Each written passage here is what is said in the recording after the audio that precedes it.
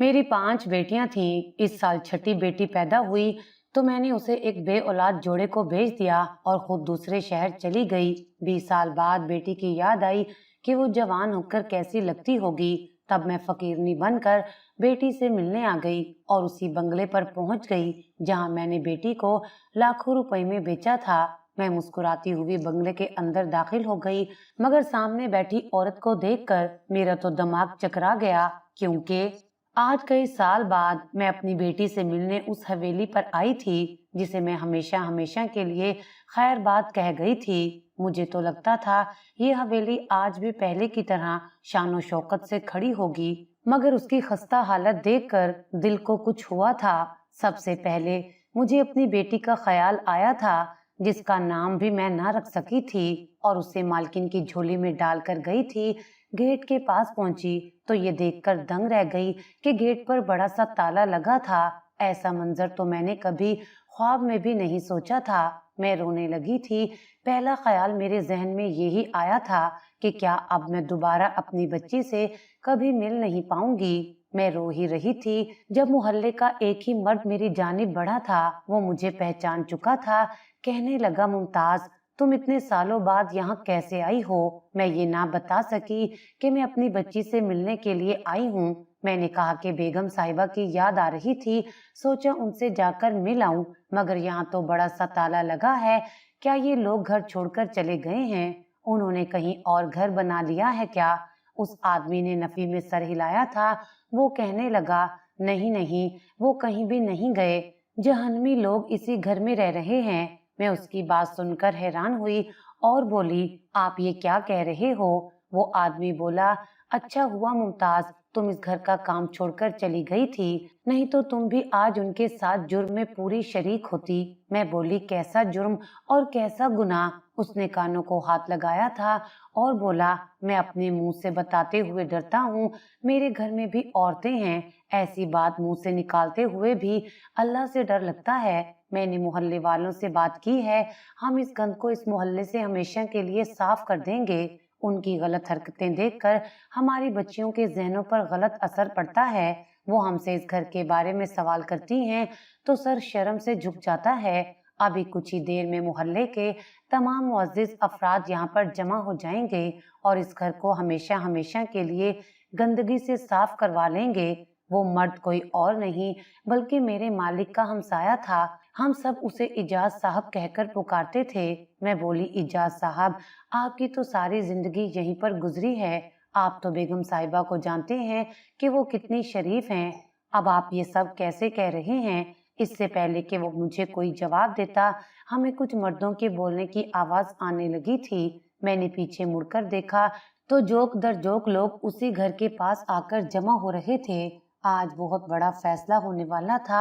हर किसी के लबों पर यही बात थी कि आज इस मोहल्ले का ये गंद हमेशा हमेशा के लिए साफ हो जाएगा। ये गुनाहगार लोग यहाँ से चले जाएं, नहीं तो हमारे मोहल्ले पर ऐसा आजाब नाजिल होगा कि हम सब गर्क हो जाएंगे।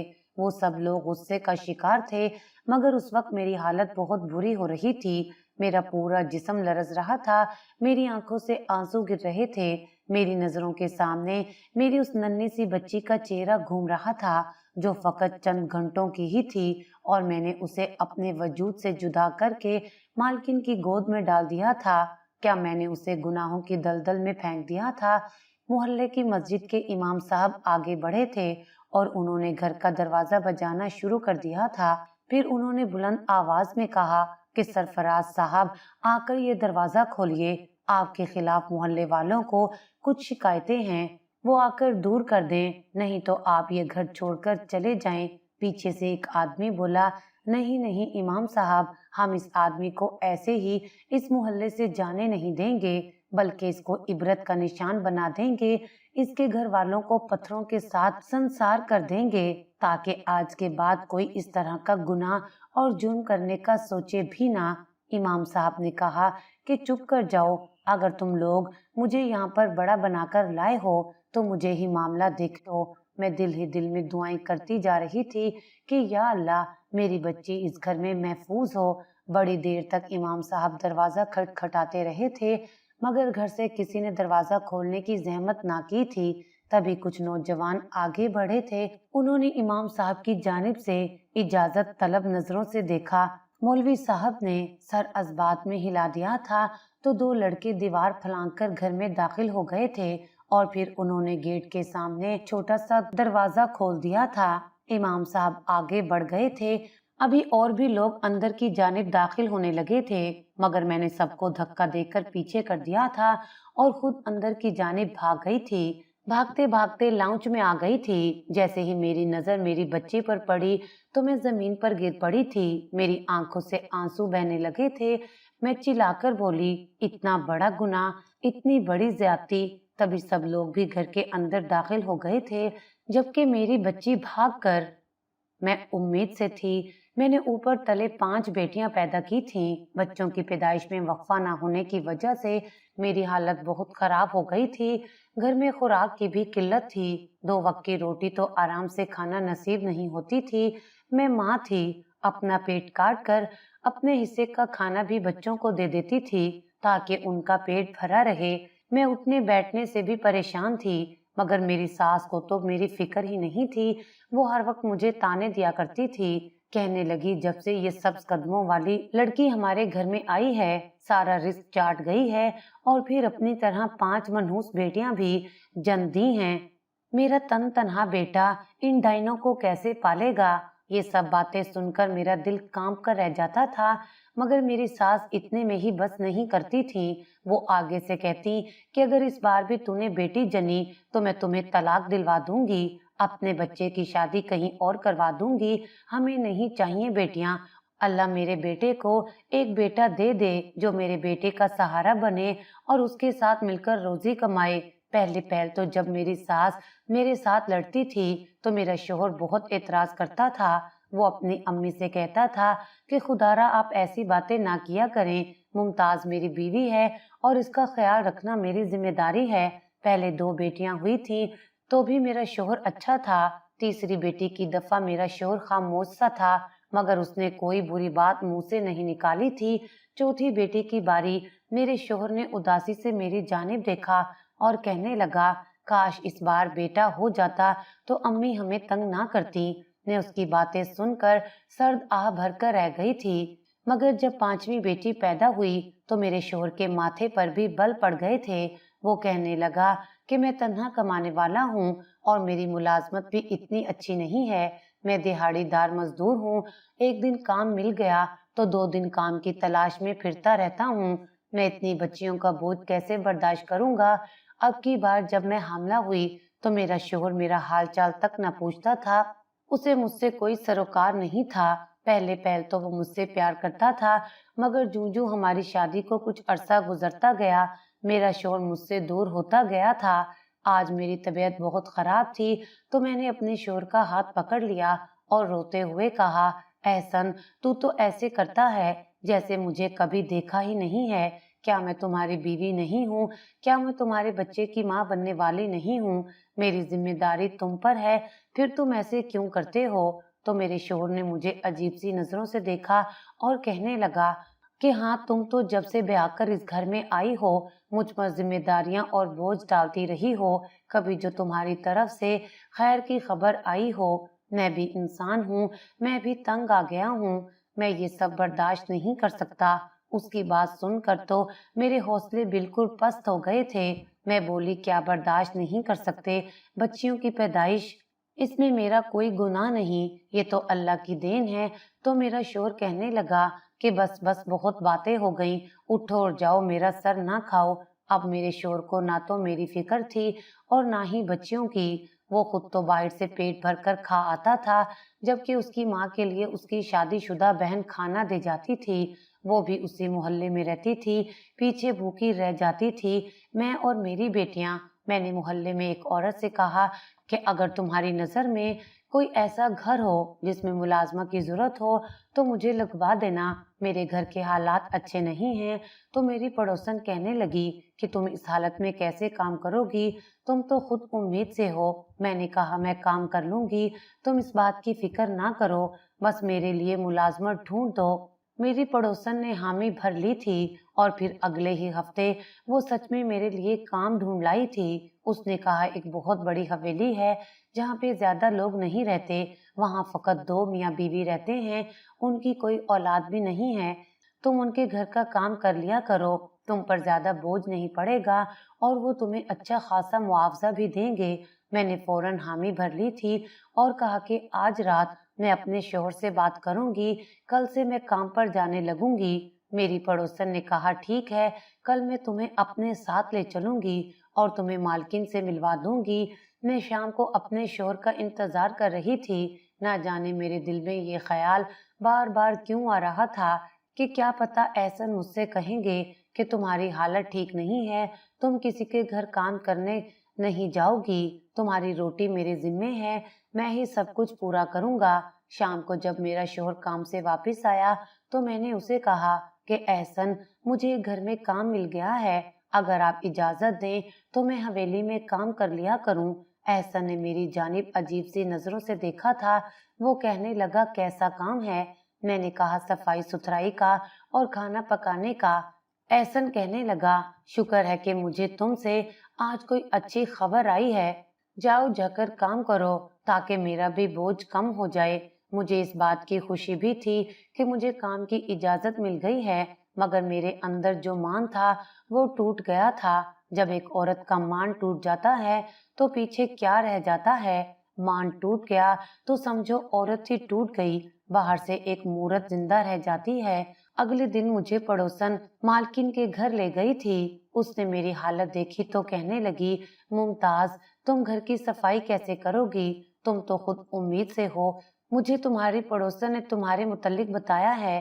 تو میں بولی کہ مالکن آپ بالکل فکر نہ کریں، یہ کون سا میرا پہلا بچہ ہے جو میں نازک مزاج بن کر بستر سے لگ جاؤں گی۔ میں 6ٹھی بار حاملہ ہو رہی ہوں اور جہاں اپنے گھر کے اتنے کام کرتی ہوں ویسے یہاں بھی کر لیا کروں گی۔ اس سے اتنا تو ہوگا کہ میری بچیوں کو 2 وقت کی روٹی عزت سے مل جائے گی۔ مالکن نے کہا ٹھیک ہے، میں تمہیں کام پر رکھ لیتی ہوں۔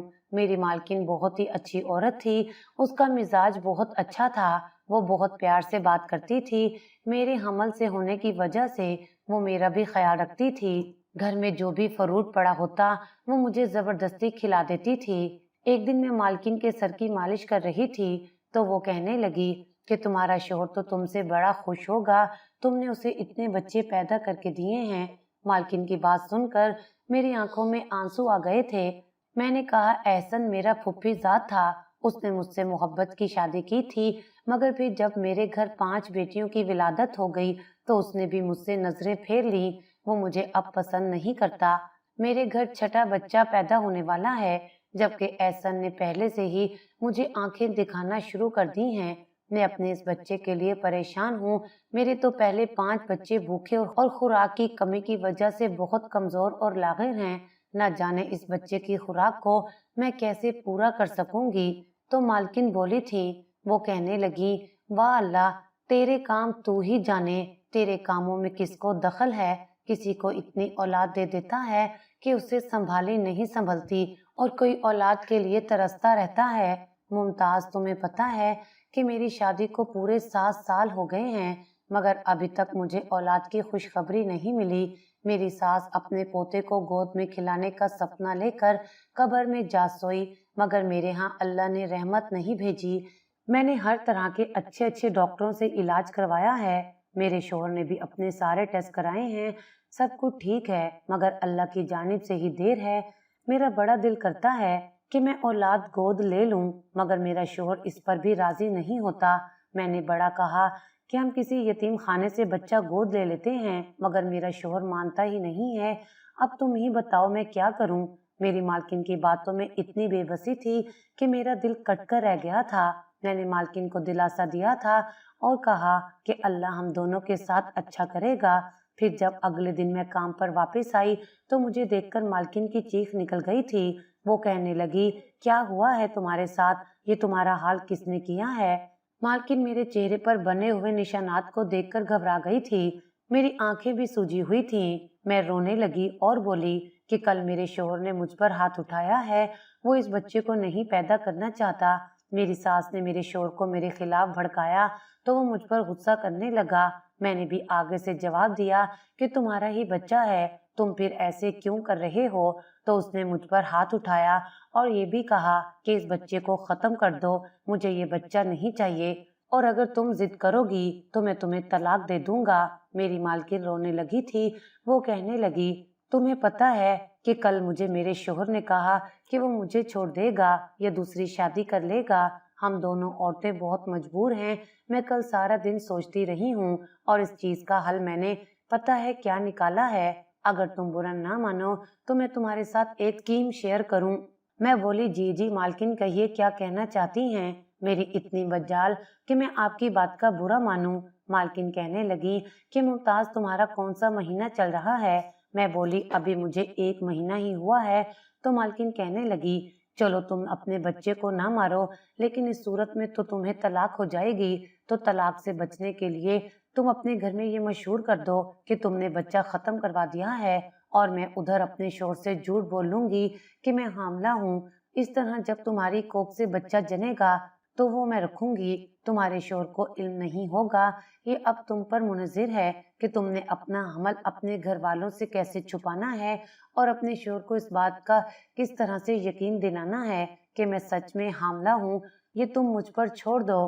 तुम्हारे यहाँ बेटी हुई या बेटा हुआ, जो भी हुआ, वो तुम मेरी गोद में डाल देना और उसके ओस में तुम्हें 20 लाख रुपए नकद दूंगी और फिर तुम ये शहर छोड़कर चली जाना। बोलो तुम्हें मंजूर है? इस तरह तुम्हारे होने वाले बच्चे की जान भी बच जाएगी, तुम्हारा घर भी नहीं उजड़ेगा और फिर तुम अपनी बेटियों के साथ ऐशो आराम से जिंदगी गुजार सकोगी।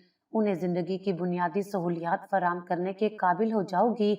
मेरी आंखों से आंसू बह रहे थे। मैंने कहा, मालकिन, अगर ऐसा हो जाए तो बहुत ही बेहतर होगा। आप तो मेरे लिए मसीहा साबित होंगी।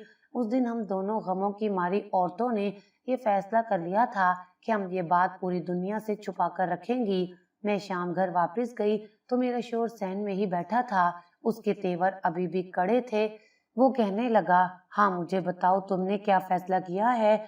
मुझे रखना है कि छठी बेटी रखनी है? मैंने अपने शोहर का हाथ पकड़ लिया और उससे कहा कि मैं तुम्हारे साथ रहना चाहती हूँ। कल ही मैं अस्पताल जाकर इस बच्चे को खत्म करवा आऊंगी। तब कहीं जाकर मेरे शोहर का मिजाज बेहतर हुआ था।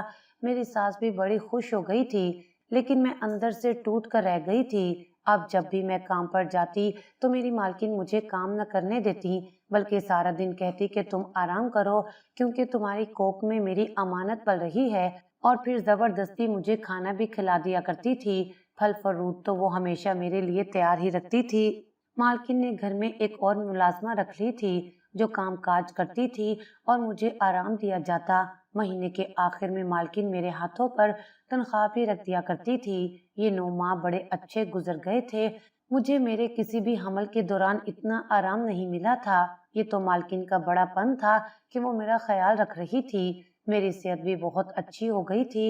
मालकिन ने मुझसे कहा था कि तुम आजकल अपनी घरेलू टेंशन से भी दूर रहो। अगर तुम्हारा शोहर तुम्हारे साथ लड़ता है तो भी उसके मुतल्लिक मत सोचो। तो मैं मुस्कुरा देती और कहती कि ऐसा कैसे मुमकिन है? जब मेरे बच्चे भूखे हैं तो मैं कैसे टेंशन ना लूं? अब मालकिन मेरी बच्चियों के लिए भी खाना भेजने लगी थी। शोहर का मिजाज अब कदरे बेहतर होने लगा था, क्योंकि उसका खर्चा जो घट गया था। मैं मालकिन से पूछती कि मालिक का रवैया अब आपके साथ कैसा है? क्या वो दूसरी शादी से बाज आ गई हैं? तो मालकिन के चेहरे पर उदासी फैल गई थी। वो कहने लगी कि हाँ, मेरा शोहर दूसरी शादी से तो बाज आ गया है, लेकिन चुपचाप सा रहता है। शायद उसे उम्मीद नहीं थी कि मैं उसे औलाद की खुशखबरी दूंगी। लगता है मैंने उसके अरमानों पर पानी फेर दिया है, तो वो अपने लिए दूसरी दुल्हन भी तलाश किए बैठा होगा, तभी तो चुपचाप सा रहता है। लेकिन तुम फिक्र ना करो, आहिस्ता आहिस्ता हम दोनों के मामलात भी ठीक हो जाएंगे। मैं काम पर जाती थी तो मालकिन मुझे एसी वाले कमरे में लिटा देती थी। तब मैं अपने पेट पर हाथ रखकर अपने होने वाले बच्चे के साथ ढेरों बातें किया करती थी। मैंने उसे अपनी मजबूरी बताई थी, उसे समझाया था कि मुझसे नफरत ना करना, तुम्हारी माँ मजबूर है, तो तुम जैसे ही पैदा होगी मैं तुम्हें गैरों के हाथों में सौंप कर चली जाऊंगी।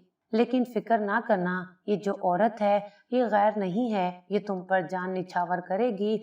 लगता है मैंने अपनी बेटी के साथ जो वादे किए थे वो झूठे निकले थे, क्योंकि आज जब मैं घर में दाखिल हुई तो अजीब ही मंजर देखा था। मेरी बेटी मालिक के साथ जुड़कर बैठी हुई थी, जबकि जो मालकिन थी वो तो घर के काम काज में मसरूफ थी। मालिक के अल्फाज मेरी समात में गूंजे थे। वो कह रहा था, नाजिश, मैं तुमसे बेतहाशा मोहब्बत करता हूँ। जब से तुमसे शादी हुई है मेरी तो दुनिया ही बदल गई है। मैं चीख पड़ी थी और बोली थी, ये तो सरासर गुनाह है। तब तक बाकी लोग भी घर में दाखिल हो चुके थे।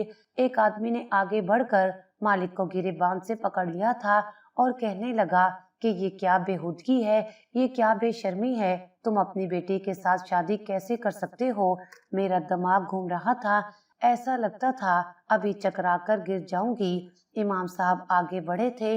उन्होंने मालिक से कहा कि तुम मुझे सच सच बताओ कि तुम पर मोहल्ले वालों ने जो तोहमत लगाई है क्या वो सच्ची है? क्या तुम सच में अपनी बेटी से निकाह कर चुके हो? ये लड़की तुम्हारे निकाह में है? तो मालिक ने इस बात में सर हिला दिया था। उसने कहा, हाँ, मैं इस लड़की के साथ निकाह कर चुका हूँ। मगर मेरी बात सुनिए। मालिक की बात अभी मुकम्मल ही नहीं हुई थी कि कुछ लोग आगे बढ़े थे। उन्होंने मालिक पर हमला कर दिया था।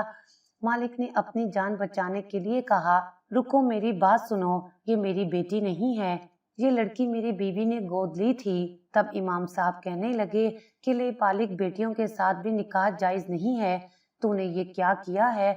तुमने गलत किया है। मैं भी थर थर कांप रही थी, जबकि मेरी मासूम सी बेटी भी घबरा रही थी। मालकिन आगे बढ़ी और कहने लगी कि इमाम साहब, आप मेरी पूरी बात सुनिए। इमाम साहब कहने लगे, हाँ बेटी, तुम बताओ क्या सच है और क्या झूठ। मालकिन बोली कि मैं शादी के 7 साल बाद भी औलाद पैदा नहीं कर सकी थी, तो मेरे शौहर ने मुझे दूसरी शादी की धमकी दी थी। इसलिए मैंने अपनी मुलाजमा से उसकी बेटी ले ली थी और यही कहा था कि ये मेरी अपनी बेटी है। ये मुलाजमा आप सबके सामने खड़ी है, इससे पूछ लीजिए। मैंने इस बात में सर हिला दिया था और बोली कि ऐसी ही बात है। तब मालकिन कहने लगी कि मैंने अपने शौहर को बताया कि मैं हामला हूँ, मगर मेरा शौहर खुश नहीं हुआ था। जिस रोज ये बच्ची मेरी गोद में आई, उस दिन मेरे शौहर ने मुझसे कहा कि मैं तुम्हें अभी के अभी तलाक देकर घर से निकाल दूंगा, नहीं तो मुझे सच सच बता दो, ये किसकी बेटी है। मैंने अपने शौहर को यकीन दिलाने की कोशिश की कि ये मैंने जनी है। तब मेरा शौहर कहने लगा कि मैं तो बांझ हूँ, मैं तो औलाद पैदा कर ही नहीं सकता, फिर ये किसकी बेटी है? तुमने कहाँ मुंह काला किया है? ये बात सुनकर तो मैं गड़बड़ा गई थी। मैं बोली कि मैंने कहीं भी मुंह काला नहीं किया, बल्कि ये बच्ची मैंने मुलाजमा से ली है, इसको मैं अपनी बेटी बनाकर रखूंगी। इमाम साहब, मैं उस वक्त इतनी परेशान थी कि मेरा झूठ मेरे शौहर के सामने आ गया था। मैं तो अपने शौहर से नजरें मिलाने के काबिल नहीं थी। वो मुझे उठते बैठते इस बात का ताना मारता था कि तुम इस कदर मक्कार औरत हो के 9 माह तक मेरे सामने मक्कारी की कि तुम हामला हो। मेरे शौहर ने मुझे तानों के नीचे दबा दिया था। उसने तो मुझे इस बात का एहसास भी नहीं होने दिया कि वो खुद बांझ है। उसमें कितना बड़ा ऐब है, मगर वो अपना ऐब छुपा लिया करता था। शादी के बाद उसने हमेशा मुझसे औलाद का तकाजा किया था। मेरा ध्यान किसी और जानिब गया ही नहीं था, और जब मुझे शौहर की हकीकत पता चल गई तो उसने मुझ पर मक्कारी का इल्जाम लगा दिया। मैं खुद को पारसा साबित करती रही। मुझे तो पता ही नहीं था कि मेरा शौहर मुझसे मेरे जज्बात के साथ खेल रहा है। मेरे शौहर ने मुझसे साफ साफ कह दिया था कि वो इस बच्ची को घर में नहीं रखेगा। मोहल्ले वालों की नजर में तो नाजिश मेरी ही बेटी थी और मेरे ही साथ रहती थी, मगर ऐसा नहीं था। नाजिश के लिए मैंने अलग से मुलाजमा रखी हुई थी। नाजिश उसके साथ सर्वेंट क्वार्टर में ही रहती थी। इन सालों में कभी भी मेरे शौहर ने उस लड़की को ना तो देखा था और ना ही बाप वाला रवैया रखा था। मैं भी उस बच्ची की मां ना बन पाई थी। बस पूरे दिन में एक आध घंटे के लिए उसके पास चली जाती थी। मेरा शौहर अब भी मेरे साथ बहुत बुरा था। वो मुझे देखकर तंजिया हंस लेता था और कहता, मेरे सामने तुमने नकली हमल का नाटक किया है और ना जाने क्या कुछ करती रही होगी, ना जाने मेरी नाक के तले कितने इश्क लड़ाए होंगे। मैं तो इन बातों में ही उलझ कर रह गई थी। कभी पलटकर सवाल करने का ख्याल ही ना आया कि झूठे इंसान तो तुम हो, तुमने मेरी जवानी रोल दी। बांझ खुद थे, औलाद मुझसे मांगते थे। खैर, जब नाजिश 17 बरस की हो गई तो एक दिन वो मेरे पास आई थी। तब मेरे शौहर की नजर उस पर पड़ी। वो पूरा साल खामोश रहा, कुछ नहीं बोला, मगर जब वो 18 बरस की हो गई तो मेरे शौहर ने मेरे सामने तलाक के कागज रख दिए थे। कहने लगा, तुम्हें तलाक दे दूंगा, नहीं तो मेरा निकाह नाजिश से करवा दो। मेरा शौहर जानता था कि तलाक ऐसी चीज है जिससे मैं बहुत दबती थी, क्योंकि मेरे वालिदैन का इंतकाल हो चुका था और मेरे पास रहने के लिए और कोई ठिकाना नहीं था। नाजिश भी ये निकाह नहीं करना चाहती थी, मगर वो भी मेरी तरह मजबूर थी, उसके पास और कोई चारा नहीं था। निकाह के बाद मेरे शौहर ने मुझे इस घर की मुलाजमा बना दिया और नाजिश को मालकिन। ना जाने मोहल्ले में ये बात कैसे फैल गई। अच्छा ही हुआ। खैर, नाजिश आगे बढ़कर कहने लगी, मुझे इस आदमी से खुला चाहिए। खैर, इमाम साहब ने पुलिस को बुलाया और नाजिश के जबरदस्ती निकाह का मुकदमा दर्ज हो गया। मालिक को पुलिस ले गई और नाजिश को खुला मिल गई। मालकिन ने भी तलाक ले ली थी और अपनी जायदाद समेटकर नाजिश के साथ दूसरे शहर शिफ्ट हो गई थी। मगर जाने से पहले मुझे नाजिश को गले लगाने का मौका मिल गया था। मेरी उस बेटी के बदले अल्लाह ने मेरी 5 बेटियों के नसीब खोल दिए थे। मालकिन के हवाले जब मैंने नाजिश को कर दिया तो मेरी जिंदगी बदल गई थी। मेरा शौहर मेरे साथ अच्छा हो गया था। मेरी बेटियों को खुराक मिलने लगी थी। उनको मैंने अच्छे इदारों से तालीम दिलवाई थी। एहसन ने मेरे 20 लाख से बिजनेस किया था, जिसमें उसे मुनाफा हुआ था। अब मेरी 5 बेटियां भी आई गई थी, मगर मैं सोचती हूँ कि नाजिश ने जो इतने गम देखे, उसका कसूरवार कौन था, मैं या मेरा शौहर।